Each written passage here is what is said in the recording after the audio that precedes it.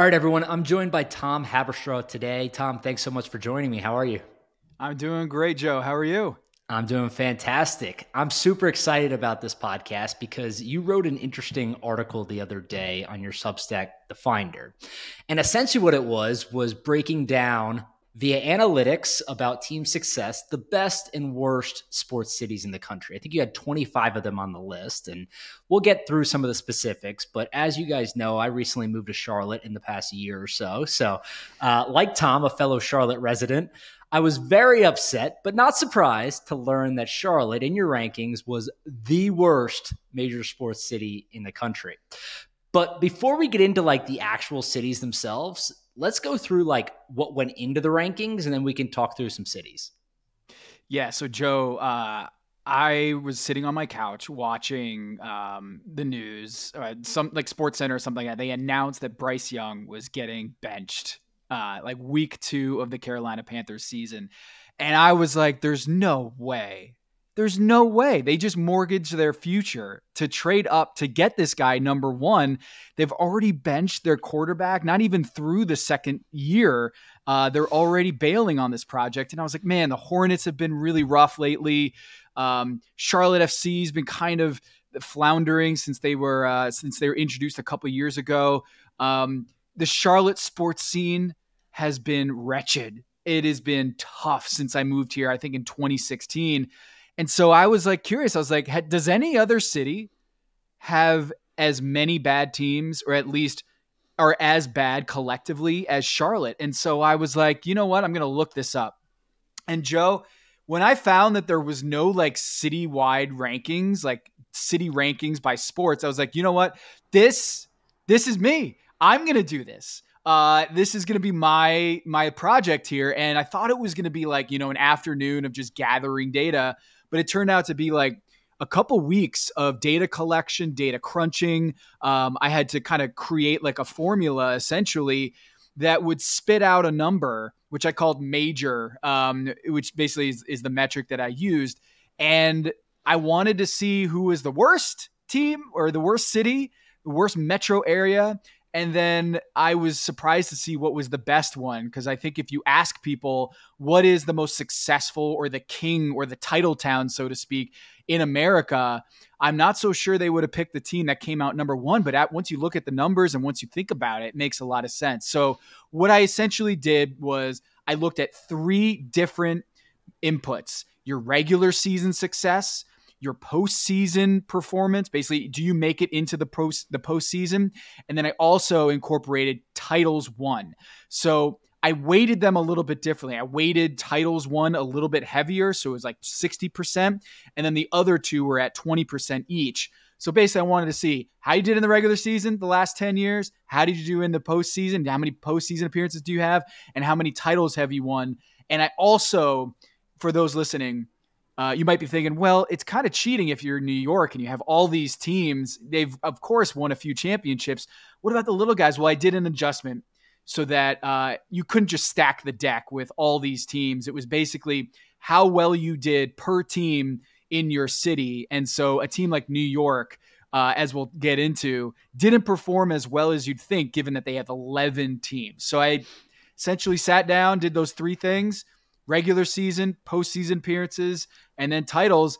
And I got my 25 teams ranked in order. So just so we're clear here, it's just performance based. There's none of this, like when you look at the rankings, the only one I've seen in the past are like fan affordability, right? So they rank it on ticket prices or things like, how fun is it to go to the games? What is the atmosphere like? This is straight up bragging rights, essentially, right? Like who performed the best, taking outside cost of tickets, everything else like that.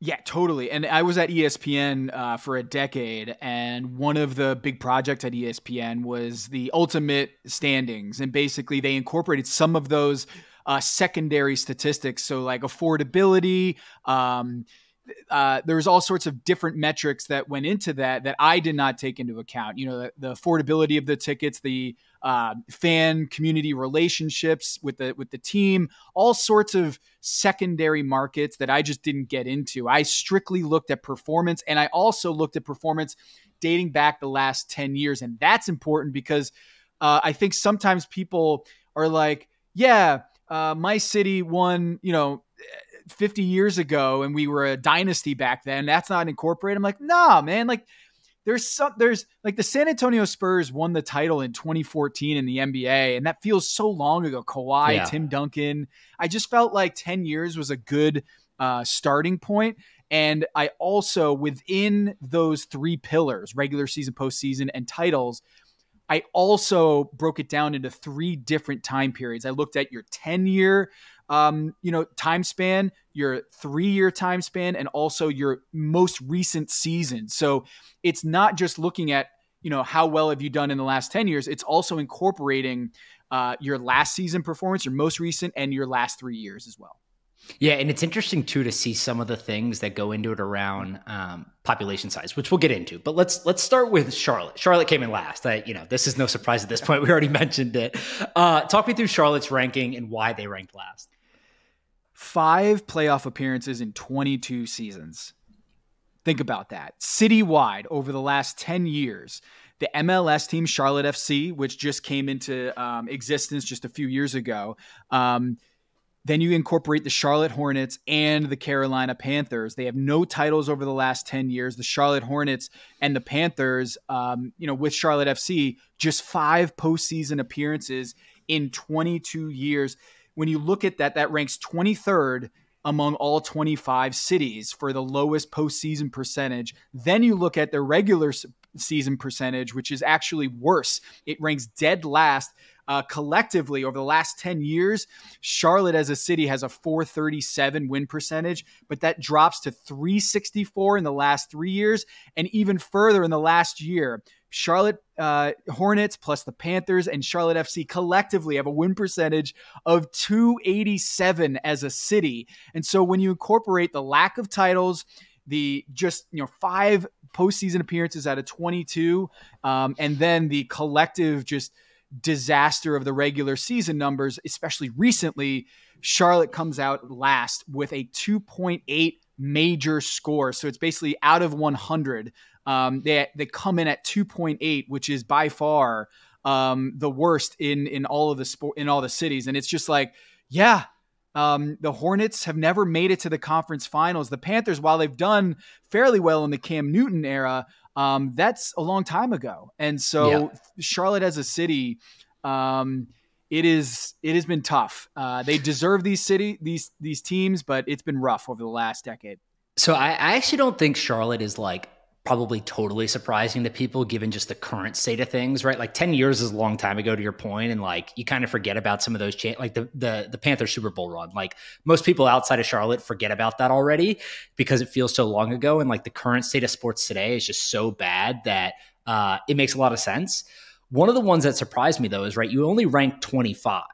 So you have Detroit above them, who's just slightly better. They have the Lions now, so maybe that kind of makes things go a little bit better. But obviously the Pistons are no good. The Tigers are in the playoffs, but they haven't won much over the last, however many years.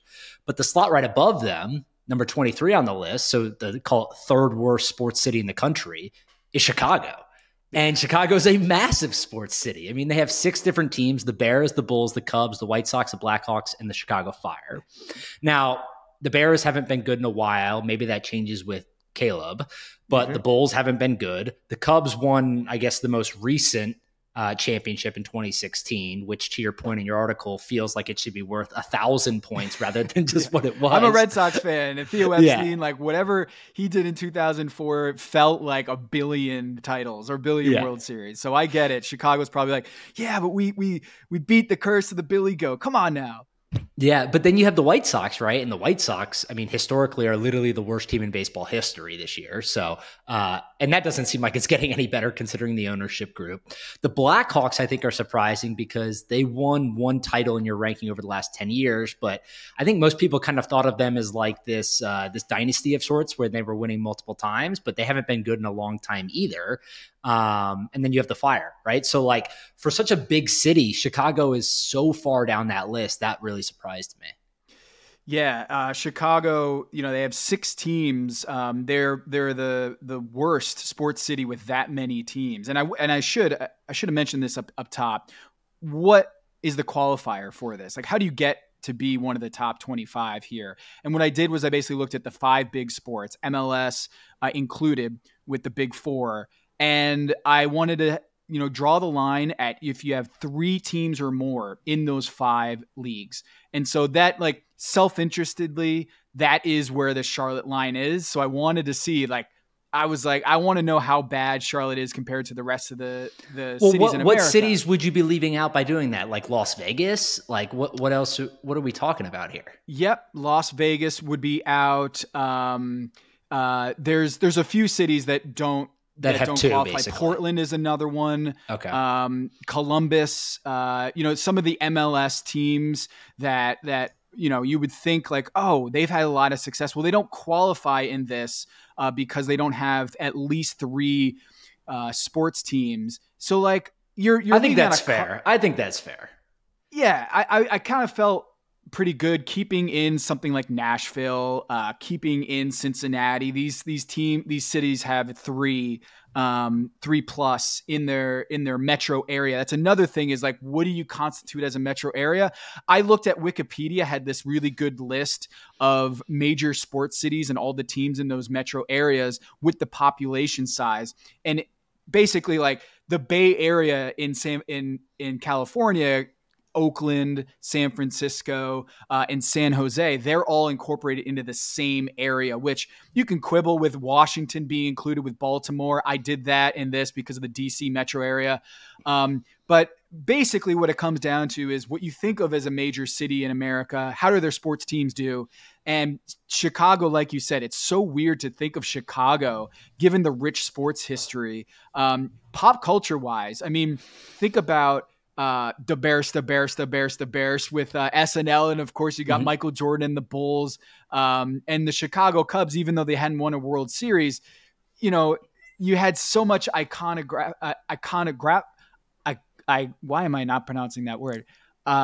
Iconography? That's not the right way. I don't know why I'm fumbling with that, but basically what was the dude, Rookie of the Year, the movie Rookie of the Year. There's so many things. And of course you got the Cubs with Ferris Bueller's Day Off, all these things that are iconic. Part of culture, just part of culture, but they haven't won anything in the last 10 years. Yeah. Well, and the other interesting thing is, like, in some essence, you would think that being a big city helps you because maybe players want to play there, whatever it is.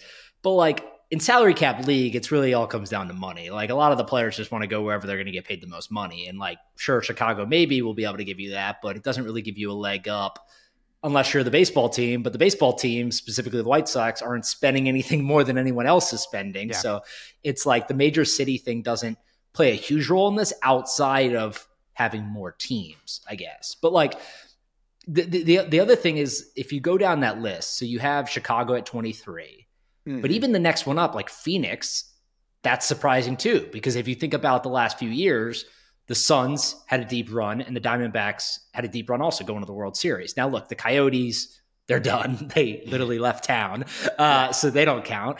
And the Cardinals have had a tough run of it as of late, specifically over the last few years. But like, to have 2 teams, plus, to your point, all the buzz, like Matt Ishbia going in there, buying the team, kind of flexing his muscle, the WNBA as well, hosting the All-Star game. Like, it feels like Phoenix is hotter than maybe they ended up on your list.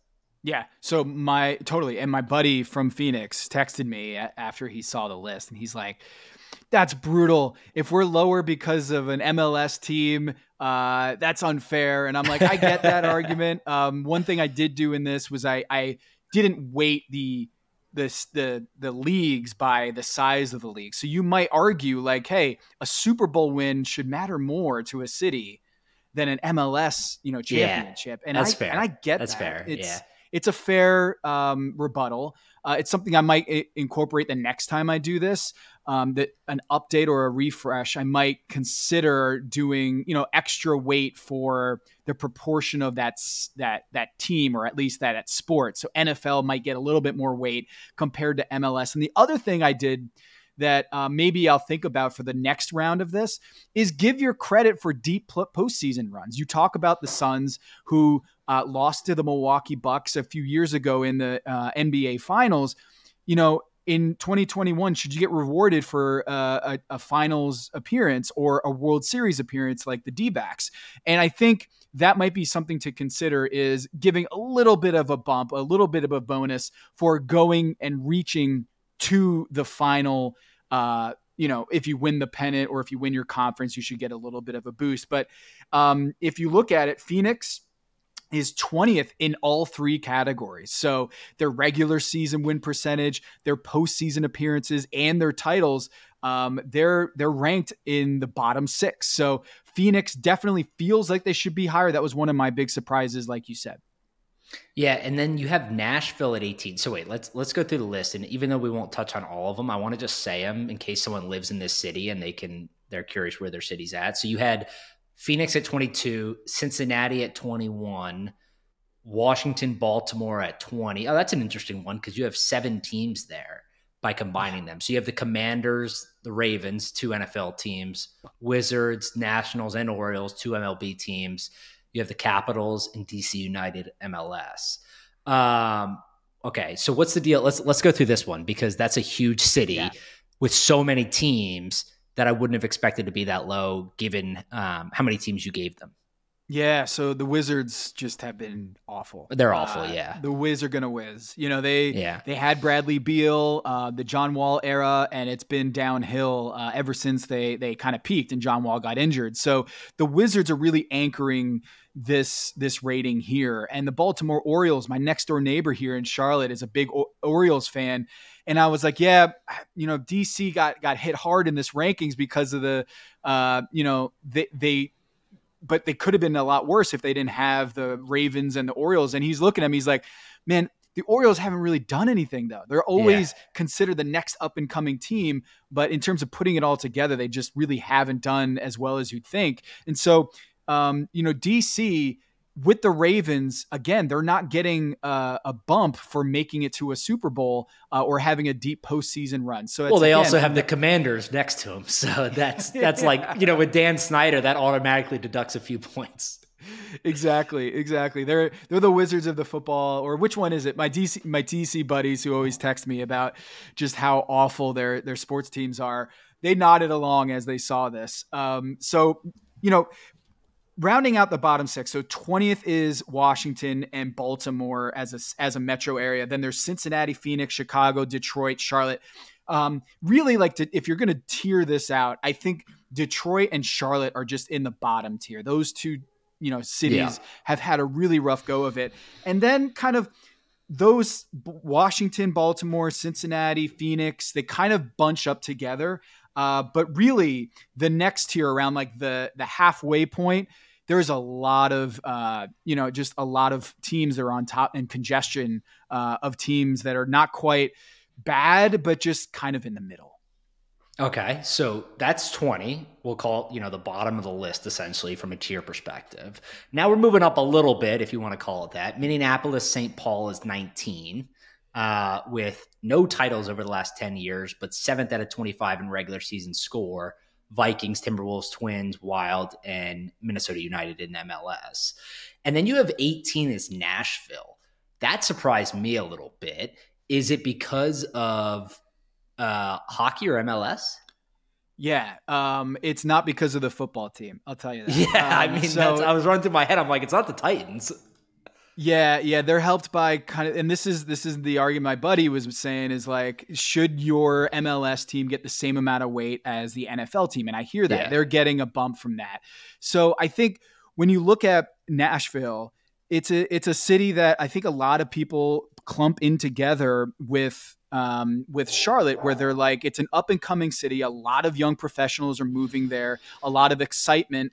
And they deserve more. Some people think they deserve an NBA team. Some people think they deserve. I wrote about that the other day. I wrote about NBA expansion, and I got 5 emails back of people saying, "What about Nashville?" And I kind of just discounted it a little bit, and I was shocked at how many people were interested in them getting expansion teams. Yeah, and here they do okay. They're not great. Their major rating is 32, so they're not above average here, but in terms of, the Predators and Nashville FC, they're much better than some of the other teams on this list. And given their size, they do fairly well. So given how their population ranks among all of the teams, they're probably punching above their weight. Whereas a city like Charlotte, which has a similar population size, just has not been able to carry their weight. Yeah. Okay. So that's Nashville at 18. Then we have St. Louis at 17, which is, debatable whether you want to call that a surprise or not. I would argue it is because the Rams left there in 2016. So they only have MLB, NHL, and MLS now. And the Cardinals, I always saw that, I think people see the Cardinals as almost like the Pittsburgh Steelers of baseball, where they're just always good to make the playoffs, and they haven't really been that good over the last decade relative to what they were the decade before winning the World Series. So that surprises me a little bit. But then you have Cleveland at 16. So right above St. Louis, you have Cleveland. And I'm assuming Cleveland ranked so high because of, the Cavs was in 2016, right? The title with LeBron. Yep, that counts. And remember, since it was in 2016, it's not within the last 3 years, and it's not in the last year. So when I do that time period weighting system where all those 3 time periods, last 10 years, last 3 years, and last year, if you win a title, if you're the Boston Celtics and you win last year in the finals, you're getting triple the points there. But if you win a title in 2016, it's not carrying as much weight in this system.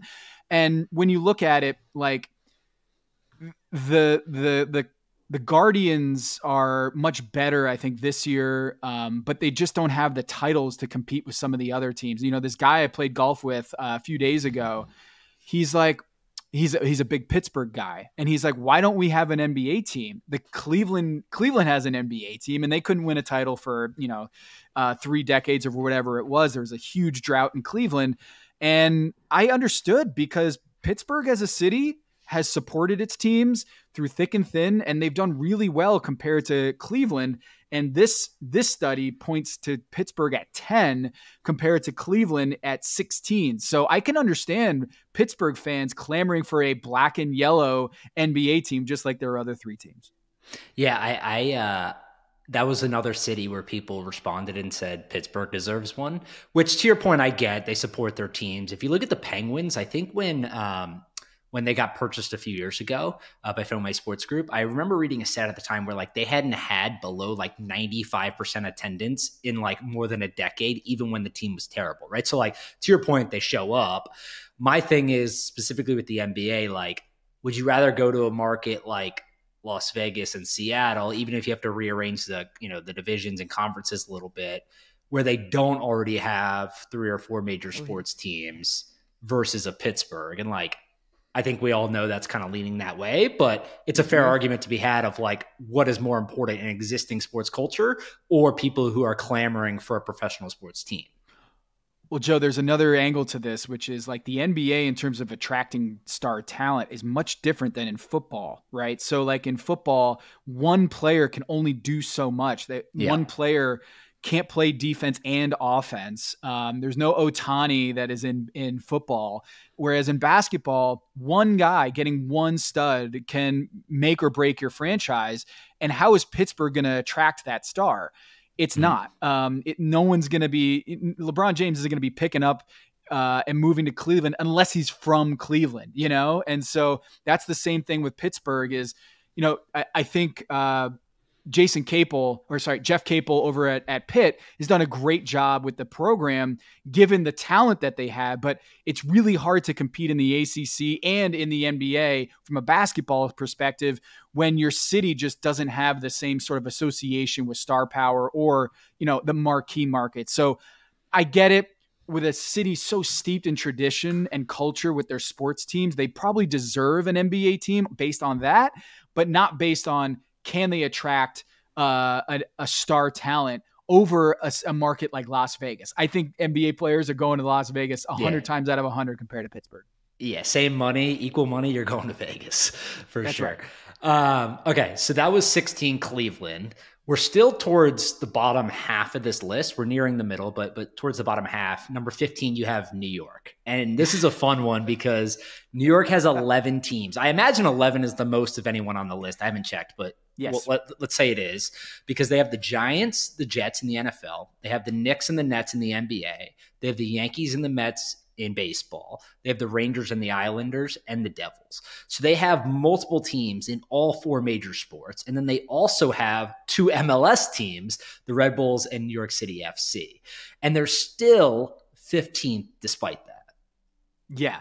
They've had 1 title in the last decade. That's why. And it was in MLS. It was MLS. So when you look at this, I promise my readers and listeners that I did not set the bar at 10 years just to keep the New York metro area way down on this list. But it is true. Like, as a kid that grew up 45 miles outside of New York City and listening to New York sports radio every night before I went to bed, and I was a Red Sox fan and still am a proud Red Sox fan. I can't wait to check out that Netflix comeback docuseries about the 0-4 comeback. Yeah. And it was, I went to school that day after the Red Sox won the ALCS. I did not go in 2003. I was a senior in high school and I refused to go to school. I was so upset. I was heartbroken once Aaron Boone hit that home run. All my buddies are all Yankees fans, and I refused to go to school the next day because I was torn up as a Red Sox fan. And to see the Red Sox much higher than the New York City area here is astounding to me, because Boston was a totally different reputation when I was a kid versus now. It's like night and day. Same thing with the Yankees, and the Knicks were running, with LJ and Allen Houston and Patrick Ewing. Like, my childhood was very much pro Knicks compared to pro Celtics, where I was, growing up in the Rick Pitino era with the Celtics. And so it was very astounding to see that the New York City area is ranking 15th out of 25 teams.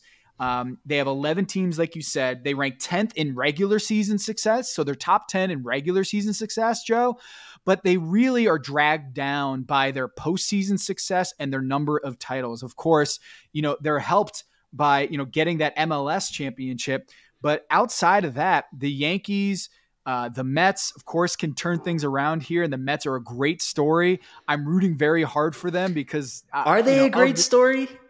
I have so many buddies who are just like the whole.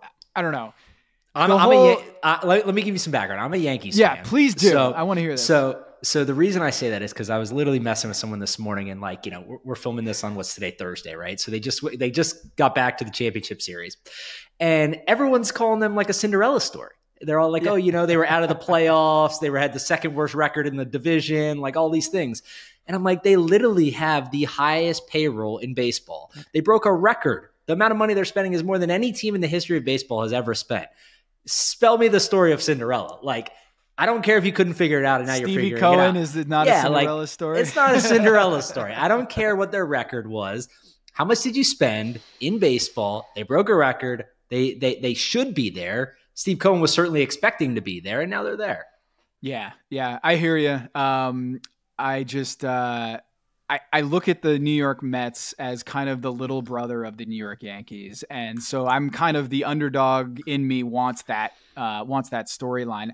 I mean, I've just been watching Bob Costas on the broadcast with the Yankees, and it just seems like there's excuses for everything that happens out on the field, where like Stanton grounds into a double play, and the commentator's like, it's not his fault. It was just a great fielded ball. And this is my New York agenda, or the axe that I have to grind against New York media, where I'm just sitting there being like, can we just talk about them like a regular team, not have to have these pity points on the broadcast? So when I saw them at 15, I was like, all right, this is something new. So like 10th in regular season percentage, 15th and 16th. Well, I feel like the Yankees are actually probably dragging this down without looking at the data, because in a sport like baseball, right, you can spend as much as you want relative to other salary cap sports where there's a ceiling, and they continuously spend a lot more than a lot of the other teams in the league, giving them an advantage. And they've made the championship series several years over the last however many years, but they haven't won a World Series in a long time. So they're winning a lot of games still and making deep runs, but they haven't been able to win a championship, which is like good for the rankings, but also bad because now the only championship is an MLS one versus one of the four major sports. I mean, it's just astounding when you look at it. One title in 110 seasons played over the last 10 years.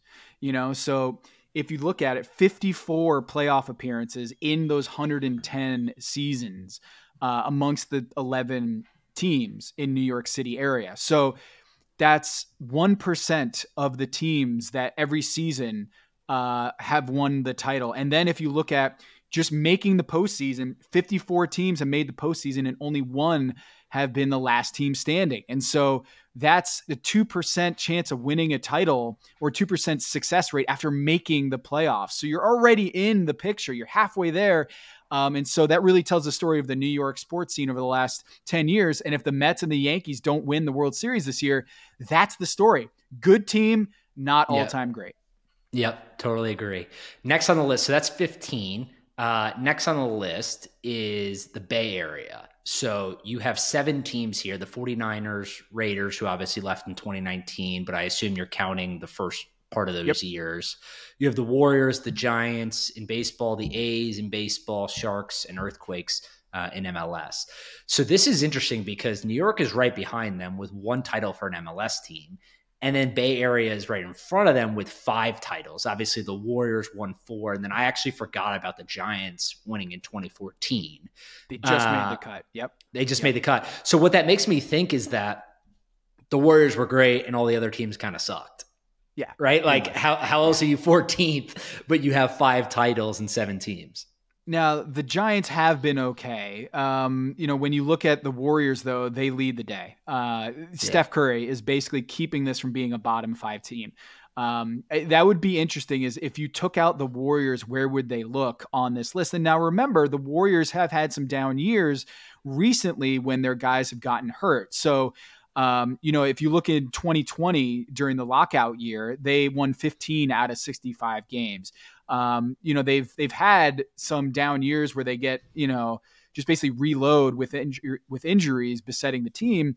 But really what it comes down to is it's hard to beat the 4 titles that they won recently. And this is a more weighted for your championships won. So despite Bay Area having the bottom 5 regular season percentage, they do have 5 titles. And so that's why they're in there. And, the Giants, that one's going to fall off the table here once the World Series is over. If you look at the last 10 years, I think the Giants are going to fall off there. So this is going to be something that's going to be recalibrated next year. And I don't think the San Francisco Bay Area is going to look as good.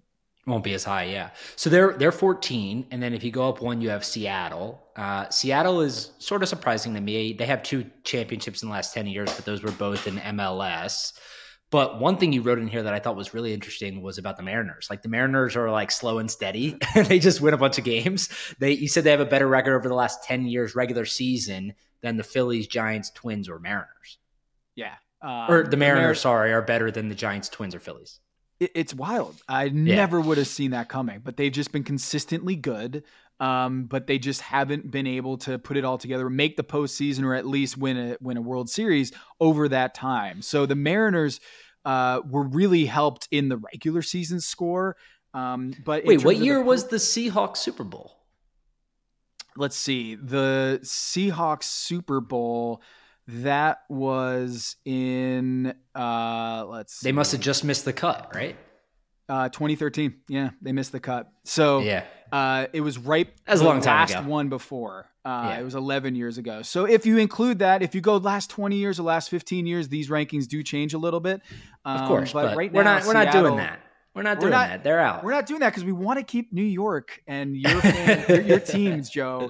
I just hate your teams. I want to keep them so far down the list. But no, that Seattle's at 13th with their 4 teams, and I think they have a good chance at adding a 5th team and replenishing their stock there with the Supersonics. So I know a lot of Seattle fans are hoping that the Sonics come back and they can kind of add to their total here.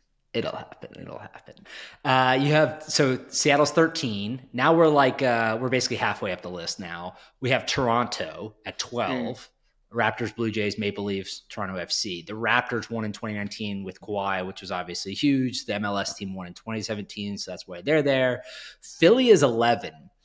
Philly is an interesting one because I think Philly's window is over, which sounds crazy to think about. Like if you look at the Eagles, they made the Super Bowl. They basically sucked at the end of last year. They're not very good this year. If you look at the Phillies, they made it to They made it to the World Series, Championship Series. They just got ousted by the Mets. Mm-hmm. A lot of the other teams aren't very good either. Mets. Yeah, the Mets. The 76ers, like, are they going to win a title?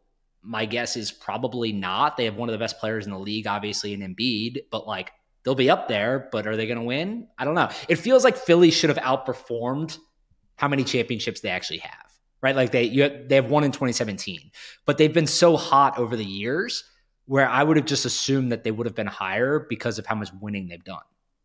Yeah, they're baby Minneapolis. So Minneapolis is 7th in regular season with no titles. Philly is 6th in regular season win percentage and 1 title. So they're kind of the same problem, is that they have a lot of really good teams. You said it, Eagles, Sixers, Phillies. They just really don't good. win the championship outside of the one with the Eagles.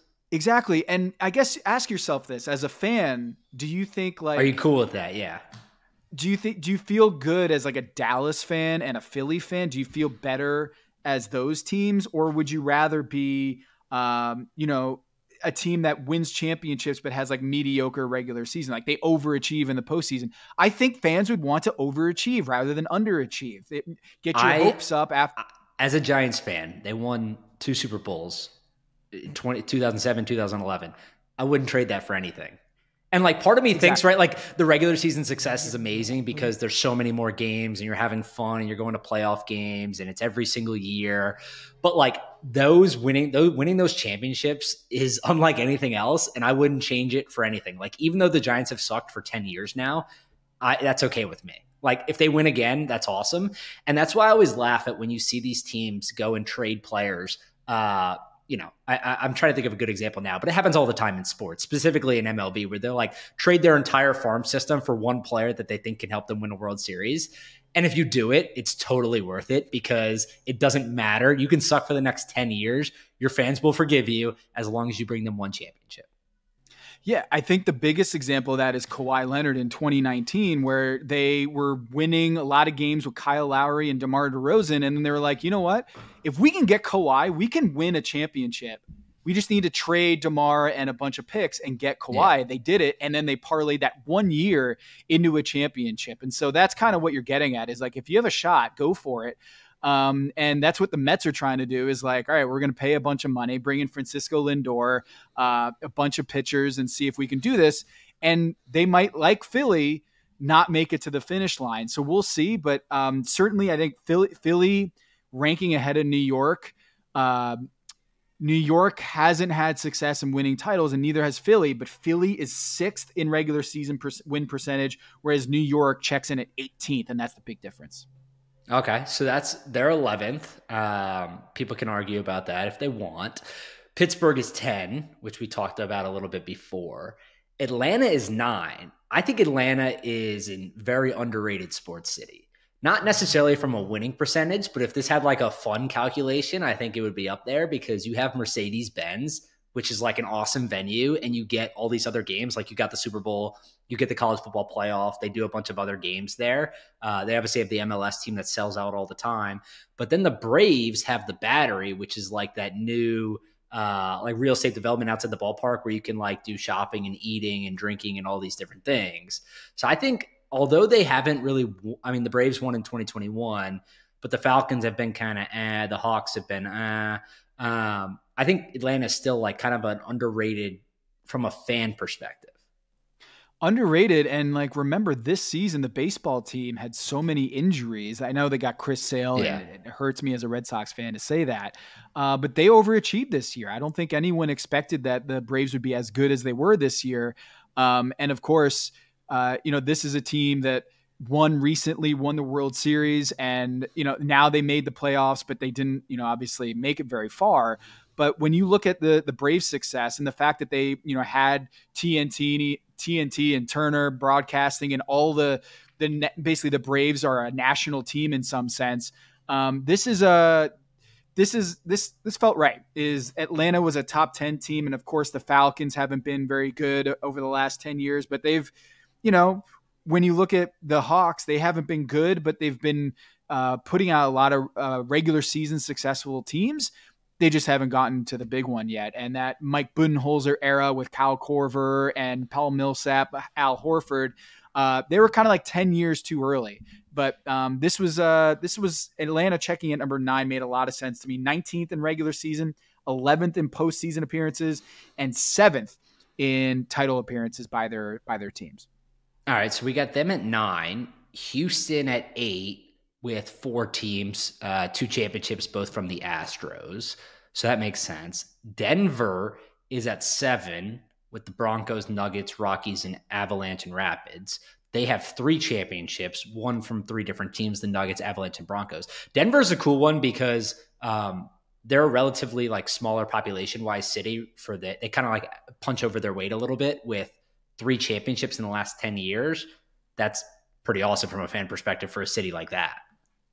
Yeah, they shouldn't have 5 teams. Based on their population, they shouldn't have 5 teams. It's a small city. So go into this. We were talking about this before. Yeah, so if you look at these 25 metro areas and you analyze how many teams each of those metro areas have, you basically have 1 team per 800,000 people in your city in terms of population. That's the average. That's basically the ratio that you see across the 25 markets here.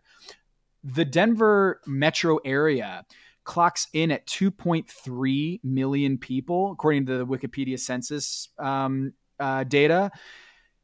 That's an expected team number of 1.9. They should basically have 2 teams. They have 5. And not only do they have 5 teams, they've done pretty well with those 5 teams. And so the Denver Nuggets with Jokic, the Avalanche have done well. The Rockies have been really kind of the anchor on this team, this metro area. They haven't been playing well, but the rest of them have. And so Denver is punching above their weight, not just with the 5 teams, but also the fact that they have 5 teams when really by population size, they should have only 2.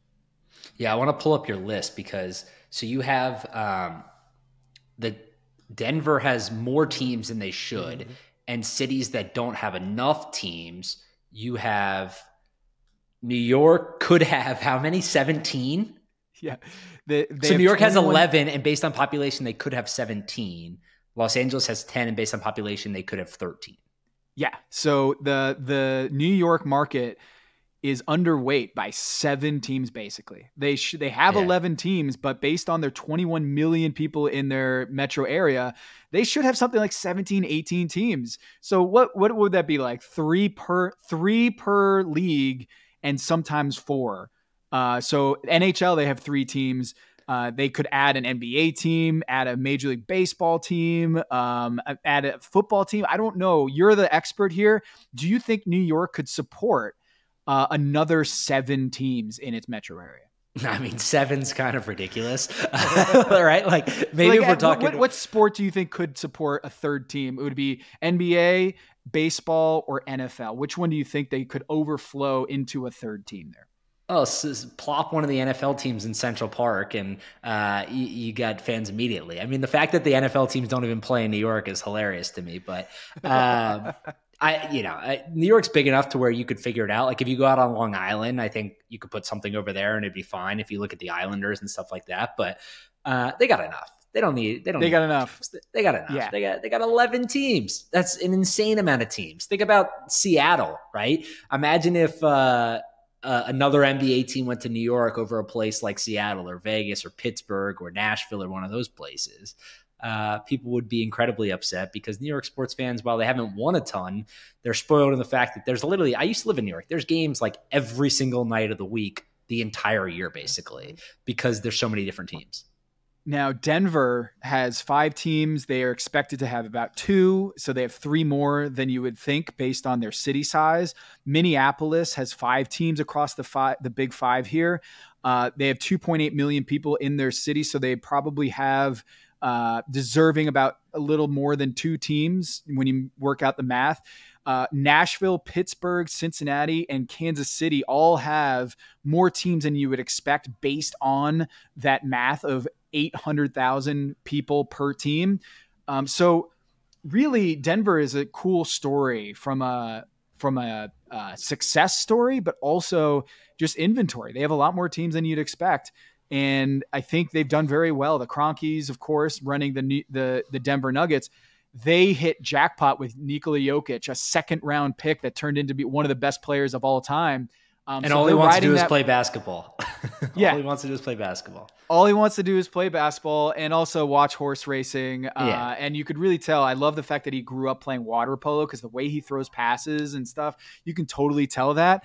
So, they just won a lottery ticket with getting Jokic out of their second round. Remember, they drafted another guy before Jokic, so they can't even claim we knew that he was so good. Yeah. They passed over him at the first time around, and then they got basically the Joker who's going for another MVP this upcoming season. So Denver's doing a lot better than you'd think, and given their city size, they're punching above their weight in many respects. I love that. Shout out Denver. So they're 7. Then we go up to 6. This is a good one. Los Angeles, because they have 10 different teams, 5 championships, the Rams in 2021, Lakers in 2020, if we want to count the bubble, Dodgers in 2020, the Galaxy in 2014, LAFC in 2022. That's fair. And to your point, what you wrote about, it's crazy to think that they didn't even have an NFL team until 2016. Yeah.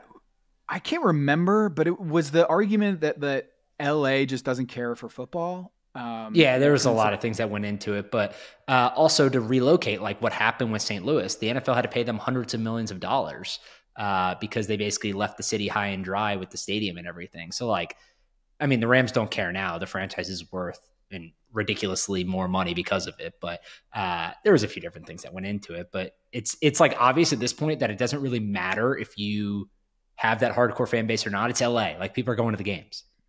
That's right. And I always thought it was weird growing up that they didn't have a team. But now, of course, with the Rams, and now they got Harbaugh over there for the Chargers. Yeah. It's a much bigger, much higher platform, much higher recognition for the city. And you know what? Like, Ohtani and Mike Trout, they didn't see the postseason once together for the Angels, but now you're seeing the Dodgers. They won in 2020 in the bubble, like you said, or not the bubble, but the pandemic year. And you throw in the Lakers, there's some success there, but like for every Clippers, Schadenfreude, like the Clippers are going to clip, the Lakers did win that 2020 championship. So in terms of star power, they've got it in spades. They've got Ohtani, they've got LeBron. They're going to have a lot of Hollywood star power there in that market. They've done much better than New York, which is their rival in terms of the number of teams and city size. That metro area is doing much better than New York. Yeah, LA sports fans have been spoiled with the number of stars. Like, even though they won the championship in LA in the bubble, it still counts. They didn't even do a parade, did they? I don't think so. Parade? They didn't, right? Yeah, that kind of sucks. But all right, moving on. Number 6 is LA. Number 5 is Tampa with the Bucks, the Rays, and the Lightning. The Lightning won 2 championships and the Bucks won 1. Number 4 is Miami. So right above Tampa, you have Miami, which surprised me a little bit because their only championship was this past year with the Panthers in the NHL. The Dolphins have been better of late, but they were never really that great. The Heat went to was it a couple finals? Finals, yeah. Yeah, 2 finals.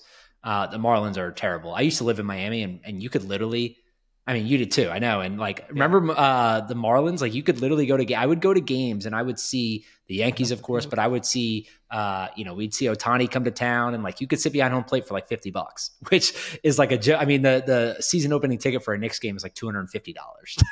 It's just like unbelievable. It's insane. And I remember, it's the same thing. I remember visiting my buddy in Phoenix in high school for spring break. He moved out to Phoenix and I'd never really been. So I was like, I'll go and hang out. I miss you, buddy. And he's like, hey, like one morning we woke up on a Tuesday. We're like, do we want to go sit behind Gretzky? And I was like, what do you mean? He's like, you can get not courtside, but basically floor level seats for the Coyotes for like $20, and you can sit behind Wayne Gretzky, who was was the coach of the team at the time. And I'm like, this is insane. Same thing with the Marlins, where it's like, you could go to an Ohtani or a Yankees game or what have you and sit behind the dugout for like $30. And so the Marlins really, I was stunned. If you had told me that Florida as a state has two cities that are ranking in the top 5 of this metric, I would not have believed it. But when you think about it, Tampa is... Well, especially since you're not counting the LeBron-led titles for the Heat. It's not even in here. It's beyond the time span. So Tampa has the number 1 regular season win percentage of all of the markets. So they've done really well. The Rays, I think, are underrated. They're not really a national team, but they've consistently won. And the Miami, Fort Lauderdale area, so you're counting the Florida Panthers here with this, and they get extra points for having won most recently. So a little bit of recency bias on that front, if you like that. But the Panthers, awesome run that they had. And also the Miami Heat, they aren't getting points for making the finals in 2 out of the last 5 years. So that's interesting too, is that I think Miami could even rank higher on this list if I gave kind of a deep playoff run bonus. And right now, Miami, Florida, and Tampa ranking 4 and 5 on this list. So if you're a Floridian and you want to beat your chest about how good your sports teams are, you have all of the ammo right here. When you were living there and the Heat were winning championships, what was the city like? Were people behind them, or was it kind of like a fair weather type situation? Oh, they were behind them big time. And I would always say, don't judge the Miami Heat by their 100 level seating, judge them by their 300 level seating. That place was packed. The upper deck for the Miami Heat was packed start to finish, before the games, after the games. They were there the entire time for every game. The 100 level, which is basically the yacht club, the Fountain Blue crowd, where they're going to the club during the game, halftime, before the game. You see it courtside, where there's nobody sitting courtside after halftime. It's because they're partying. They're at the club, literally at the club that is Hyde is inside the arena. So the stories out of Miami were crazy, and it was really fun to watch, because the city got a really bad rap, I think, because of that crowd that you can see on TV. There's only so many seats that you could see on TV, and those people just wanted to go party at Hyde. I love it.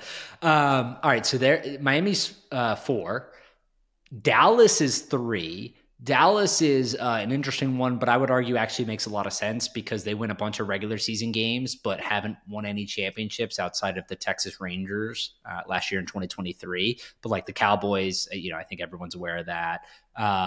Maverick Stars and FC Dallas. Number 2 is Boston. Boston's a great one because they won a bunch of championships, obviously, with the Patriots 2014, 16, and 18. The Red Sox won 1 in 2018, and the Celtics won 1 in 24.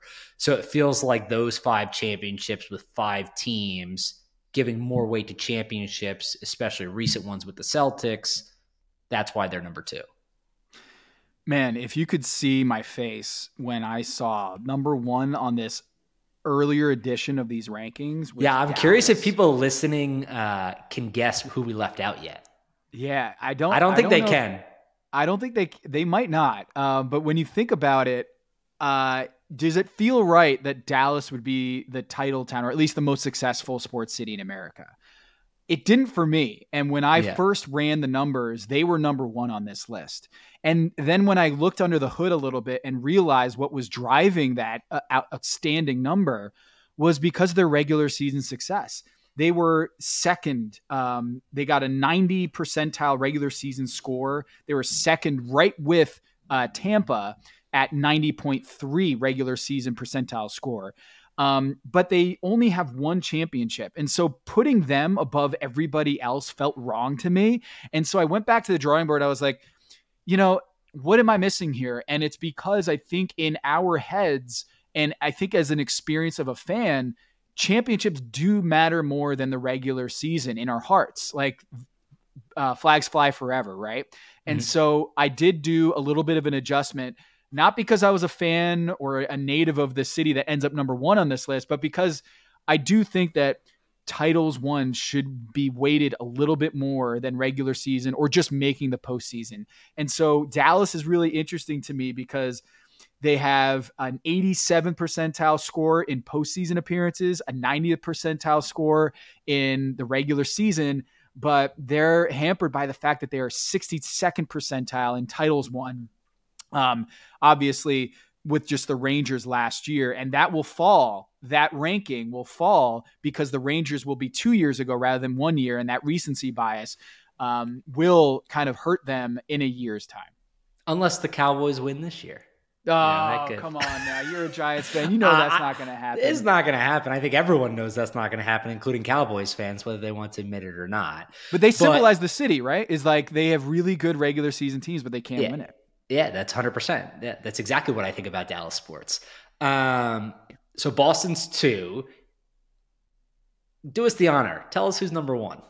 Drum roll, please. We've got the Boston the Boston area at 2, Dallas 3, Miami at 4, Tampa at 5, and coming in as the number 1 metro area in America when it comes to their major sports. Nick Wright is going to be really happy about this. Kansas City. Unbelievable. Obviously, you have the Chiefs, right, which won in 2020, 2021, and 2023. Why else? Why else? The Kansas City Royals, who are fighting for their lives right now against the New York Yankees, they won in 2015, so they've also won a World Series within this time span. Their regular season score only checks in at 11 out of 25.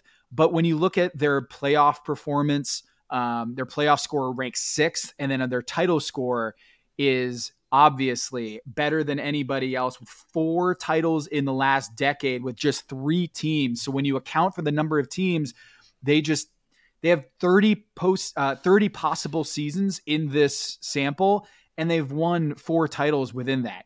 Compare that to the New York metro area. They had 3 times as many, almost 4 times as many teams, and 1/4 as many titles. So they have so many titles compared to what you'd expect, given how small the market is. They have, just 3 teams with 4 titles. That's an outstanding win percentage for them. And it's not just the Chiefs. Like the Royals have been good. They've had some up and down years. But they've made the Sporting KC, the Sporting Kansas City, the MLS team. They didn't even make this, their championship didn't even make this span because they won in 2013. So they missed the cut there, but they've made the playoffs in 8 out of the 10 seasons. So every one of their teams has had a high level of success, and you just don't see many markets with batting 1,000 there. You have, whether it's Colorado and the Denver market with the Colorado Rockies, there's always a team that is hampering your city score, but not with Kansas City. They are reigning supreme with an 83.7 major score compared to Boston, which is 81.9. So it is close, but Kansas City is reigning supreme as the number 1 major sports city in America based on their last 10 years in performance. Well, and the craziest part is, which you write here, they're the 34th largest American TV market based on population, right? So to the point we were discussing earlier, they have 1.5 more teams than they should have based on population. So it's like this smaller city that's punching way above its weight, mostly because of the Chiefs. But to your point, the Royals and the MLS team are also very good too. So do you think that they deserve another team, or based on this? Like, do you think that there's something in the water, or Kansas City just breeds or attracts really smart front offices or coaches? Like, is there anything that you can point to that says, you know what, there's something about Kansas City that they deserve another team? You know what? It's funny though, because it's funny because I'm not a Chiefs fan, and Chiefs fans might even get mad at this, but like if you go look at the scorecard that they do every year from the NFLPA, the Chiefs usually don't rank very high on that. Like the locker room is old. They say the facilities aren't as great. The owner doesn't invest. So it's not that. It's the quarterback. It's the coach. It's like some of the other people that are there. And if you remove Patrick Mahomes, right, like this would look totally different. So some of this is like, is it the town, or is it you just got incredibly lucky and fortunate to have a player? And to your point with the Nuggets, like if Jokic doesn't go there, where do they rank? Like the player, I think, changes a lot of that. And certainly the fans matter to a degree, but it's almost like Kansas City got super fortunate and lucky to get Mahomes, and that made them instantly one of the best sports cities in the world. And people might think I did this, but I did not. I did not have a Taylor Swift variable in this either. So they're not even getting that bump, which, we'll see how long that lasts. But look, man, Kansas City's brought it. They have the titles. They have regular season performance. Maybe not as good as Dallas, but if you're a Kansas City fan, I think you're feeling pretty good about your city compared to Dallas fans. And that's what I wanted to get at is the titles do matter. I don't think they matter above everything else, and nothing else matters other than titles, which is why I have the two other variables in here. But, in terms of Super Bowls, they're bringing it. So this is going to surprise you. They're the 34th largest American TV market. You would assume that the 34th largest American TV market would not even be in question to get FIFA World Cup games. They got 6 of them. They have 6 matches for the World Cup. So that's amazing. Is there something like is the city like just? No, the fans are legit. The fans are legit. Fans love sports in Kansas City. I've actually never been, but I've heard amazing things, and I think that was a big reason why they held some of the CONCACAF games there, which I think performed reasonably well, and they got a bunch of games, and my guess is it's because of the fans for that, right? Like, why else would you go to Kansas City? I don't think that they're in line to get an NBA team. I mean, people want an NBA team in Kansas City. My wife is from Louisville, Kentucky. They think that they deserve an NBA city over Kansas City. Yeah. People might argue that, the Virginia Beach area, the Allen Iverson's area deserves, based on population, some sort of pro sports team. But I think Kansas City, I think there's an argument to be made that they're so good at the 3 sports that they do have that maybe they just get a bonus city. Like you get an award by being this good at your sports. It's just another sports team. And we know economically and financially and like everything else, it just doesn't make sense from a league perspective. Like the NBA wouldn't even consider it, but it's like, you're so good that you just get it. You just get it. Like you have to. Yeah. Yeah, you get an NBA team. Sorry, Seattle. Oh, that would be terrible. I feel bad for Seattle fans. I didn't mean to say that. But they check in across the board. They're awesome. And I think they reflect what I would imagine all sports fans feel is we're in it to win it. And they've won it. And they're right back into it. I just dropped Patrick Mahomes in one of my fantasy football teams because he's not a great fantasy football player, but man, he is a great quarterback, and that is a great team, and they're going to probably win it again this year, even though I think Travis Kelce and Pat Mahomes have had a down year. They've had injuries, they've had issues, but as we know, Kansas City fans need to be careful because they're walking a delicate line now from looking spoiled, because all of a sudden I hear these whispers, oh, the Chiefs, this is so annoying. They're playing so bad. They're undefeated. They're undefeated. I don't want to hear a thing about it. How many people would want to be undefeated no matter how it looks? You're undefeated, coming off a Super Bowl, trying to win again. It's all good. It's all good. Wait. Did you cry when I wrote that line in this piece, which you can find, by the way, I haven't plugged it yet, tomthefinder.com, to read all of this in its glory and all the numbers. And it's a lot, but I want people to write in with some of their ideas on how to improve the system. Improve it. Yeah. It's worth it because you can see all the methodology too, which you made a joke in there about like, hey, if you just want to go skip over, go ahead. But I read all the methodology and it was well worth it because you get exactly that. You get some ideas of like how you might be able to change it to improve it when you do it again. Yeah. And I think there are some tweaks that I could do, including the postseason run. I think some people pushed back and said, why isn't the WNBA on here? And I would respond that the line that I have right now is $1 billion in revenue, annual revenue, and MLS has that. NHL has that. Right now, I think the WNBA, the last time that I checked the numbers, maybe not updated for Caitlin Clark's rookie season, but it was somewhere around $200 million in annual revenue. And, the NWSL has actually more revenue than the WNBA. And so like, maybe if you expanded this to the markets to include, women's soccer and women's basketball, maybe this looks a little bit different. So that's well, another they also thing don't have a ton of teams. Yep, exactly. So when you look at it, I think I have it here. The NWSL has 14 teams, the WNBA has 12, and MLS has 29. So you put those two leagues together in terms of the number of teams, they don't even approach the MLS. So it does seem like there's a demarcation line between those big five and the next 6 and 7. But if you do include those cities or those teams, you're not even going to get all of the markets that we're talking about in the top 25. Because of course, with 12 teams and 14 teams, you're not going to hit all of the markets that we're talking about. But I hear that argument. I also hear like including deep postseason runs. And some people might say, hey, maybe we do this 15 years or 20 years out. Sure, maybe. But right now, last 10 years, number one team in America or number one city in America is Kansas City. So Paul Rudd, congratulations, buddy. I love that. You know what I was thinking is Indy didn't make it, but I guess they don't have a third team. Yeah, they've got the Colts, they've got the Pacers. They got the Pacers, and then they don't have a third team. I mean, I guess Indy 500, they don't count.